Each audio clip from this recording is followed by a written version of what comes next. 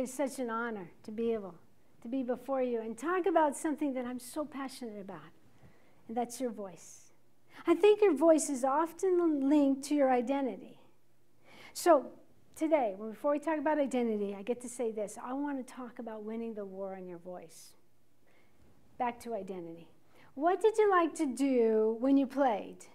For me, I was little, 6 or 7, and we lived in this old house that had massive steps. I loved to climb to the top, and I'd get to the top, and I would preach. I was Catholic.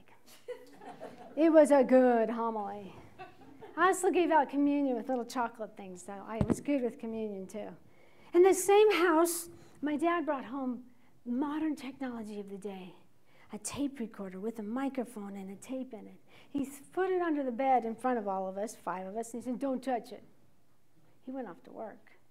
And I went sneaking with Mom, didn't see, into the room, pulled that thing out, and I brought it into my room. It was just a masterpiece. It had a microphone. So I practiced for hours into that, all sorts of voices. I really liked Carol Burnett, so I was really working on that comedy act. When all 4 brothers separately came to me and said, "Theresa, the only one who's laughing is Mom." So I ditched the comedy act. From that house, we moved again, not to China. And in this house, there were just 2 little steps. And I remember thinking, doggone. But I looked over here and I saw an apple cart. I said, I'm going to get on top of this. So I got on top of it. I had found Jesus at this house. And I got on top of it and I preached to the birds, the bees, and the apple trees. They needed Jesus. Threads. Do you see this?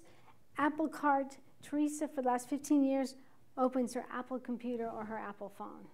With filters, of course.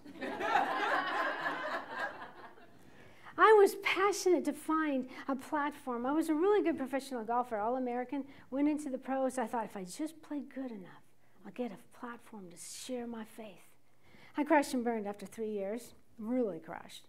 And I miraculously, God is amazing. He opens doors. I landed at an FM Christian radio station, one of the biggest FMs around in that Atlanta area. So I got paid to talk and talk into a microphone. I got paid to pray on the air. About 7 years into that career, the war started. I got married.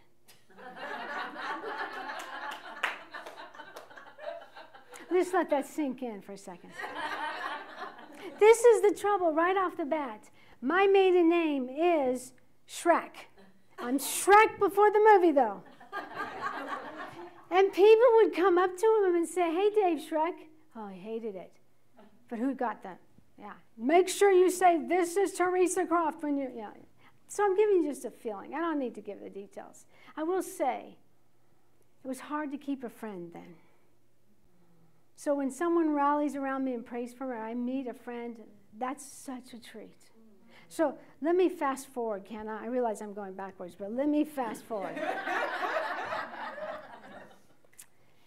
It was 2 years ago, y'all. Almost to the date, October 3rd. We had sold our house, and so we were cleaning up, packing. My husband was outside getting the burn barrel stoked. We were burning debris. And this is what I found out. It had rained, so he was stoking it, and he made the mistake of getting gasoline. So he threw the gasoline on the burn barrel where the thing that he threw that had the gasoline in kicked back at him. I'm inside, packing. I got a friend. I no sooner put a piece of china down in the box, and I look out, and he's fully inflamed. It's like he was on fire, head to toe. So I grabbed something, later I found out it was flammable, ran down, and all I could do was roll, roll. And he wasn't rolling. And then I just froze, speaking in tongues, I think. And we watched him rip that fire off and watched him take the shirt that had been fully on fire. He got flash burned. He got burned in his ear. He didn't go to the hospital right away. He had to go to his favorite doctor, so that night was hell. Then the next morning, we took him to the doctor, 3rd-degree burns for 30% of his body. He didn't want to take pain pills. He did not want to go to the hospital. Enters Nurse T. 2 weeks of just, awful. I think he almost hit me. I'm having to unwrap, because he was in a place where he couldn't wrap it, and wrap and get chewed out and yelled in every foul language. So after about 2 weeks, I said, hey, Dave, don't you think you should go to the hospital? He threw gas on me. Oh, you're playing the victim mentality. Oh, I stepped back. I knew what I was dealing with. We later moved. That was a miracle. But we couldn't find a house to rent, so we lived in this little camper we had bought. Little camper. And the screams continued at night. Papa, help me sleep. During the day, at me. I just couldn't understand it. One day we were working on the land, and he called me effing idiot so many times. Then he gets back in the truck, he looks over me, and he says, I need to get my soul together. You think? Wish I could have said that then. Then there was another day. He was just, I don't know what it was, but we were driving somewhere, and I was just sitting there like bleeding and just hurt. Because this is supposed to be my husband, but I was already used to it. But it was still, this one really hurt. And as I drove down the road, I just started to write. And this literally, word by word, is what came out. He was over there driving. The deep well of God appears to be running dry. The hand of God seems to be waving goodbye. The string that ties two hearts together as one seems to be torn, ripped, and undone, leaving my heart in tatters, leaving my heart undone. The loud shrieks of pain at me make me want to stay in a pit and hide. The war continued. I sent a picture of him off to my kids, and I didn't realize, sometimes when you're in trauma, you don't really see clear. He was continuing to have really problems with his body. His face was turning yellow, ding, ding, ding, and no ding, ding there. I invited my kids over, and they looked in horror. They're like, and I remember before they left, and they decided they got to take him to the hospital, but I remember when they left, my daughter was like, I thought maybe she was that way because she was separated from her dad. And she whispered, Mom, Dad has cancer. No, he doesn't have cancer. The next day, you notice that? We waited, and he got the diagnosis, stage 4 pancreatic cancer. The war continued. February, March. It's not taking pain meds, y'all. Will you just talk to me? No. April. May, toward May, he started taking pain meds, but he died June 5th of 2022. And let me tell you, I was by his bedside, and the way he died was traumatic in itself. Gasping, drowning, gasping. One minute I was crying, and the next minute I was yelling at him, will you get on with it? You had mother issues. Go be with your mom. Can you feel that?